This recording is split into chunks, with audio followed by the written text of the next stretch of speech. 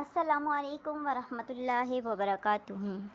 اللہ تبارک و تعالیٰ کا بہت شکر ہے کہ اللہ تعالیٰ نے مجھے اپنا قرآن سنانے اور آپ کو سننے کی توفیق عطا فرمائی ہے۔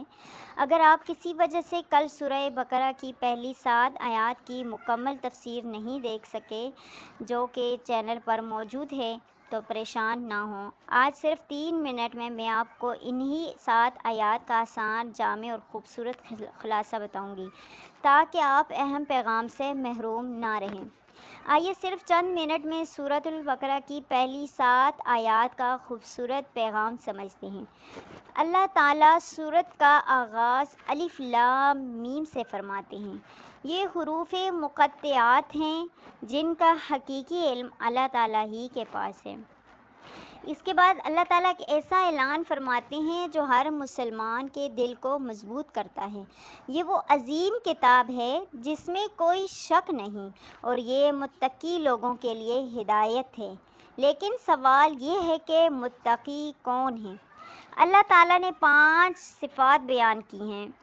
نمبر 1، وہ لوگ غیب پر ایمان رکھتے ہیں۔ وہ ہر اس چیز پر یقین رکھتے ہیں جس کی خبر اللہ اور اس کے رسول صلی اللہ علیہ وآلہ وسلم نے دی، چاہے کہ وہ خبر جنت کی ہو، جہنم کی ہو، فرشتوں کی ہو یا قیامت کی ہو۔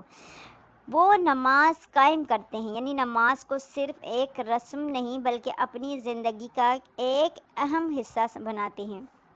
وہ اللہ کے دیے ہوئے رزق میں سے خرچ کرتے ہیں، یعنی دوسروں کی مدد کرتے ہیں اور اپنے مال کو اللہ کی رضا کے لیے استعمال کرتے ہیں۔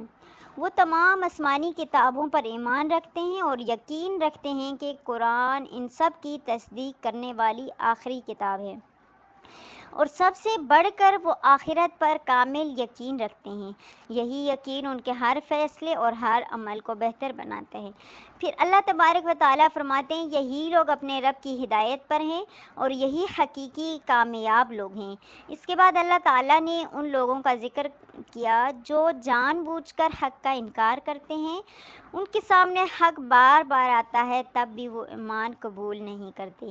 اللہ تبارک و تعالیٰ حضور صلی اللہ علیہ وسلم کو تسلی دے کر فرماتے ہیں نبی، آپ کا ان کو ڈرانا یا نہ ڈرانا ان کے حق میں دونوں برابر ہیں، کیونکہ ان کے دلوں پر مہر لگ چکی ہے اور وہ ہدایت سے محروم ہو گئے ہیں۔ تو ان 7 آیات میں ہمیں یہ سبق ملتا ہے کہ متقی بننے کے لیے ہمیں نماز خشوع و خضوع کے ساتھ مکمل آداب کے ساتھ ادا کرنی ہے، آخرت پر ایمان رکھنا ہے، آخرت کی تیاری کرنی ہے۔ جب ہم آخرت سے ڈریں گے تو ہماری دنیا جو ہے ایک ایک کام ہم جو ہے سوچ سمجھ کے کریں گے اور ہم کسی کا دل نہیں دکھائیں گے، آخرت کی تیاری کریں گے، آخرت کی جب ہمیں فکر ہوگی۔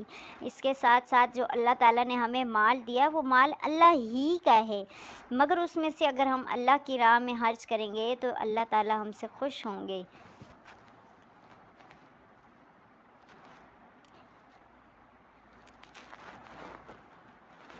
اللہ تعالیٰ ہمیں قرآن کو سمجھنے، اس پر عمل کرنے کی اور متقی بندوں میں شامل ہونے کی توفیق عطا فرمائے، آمین۔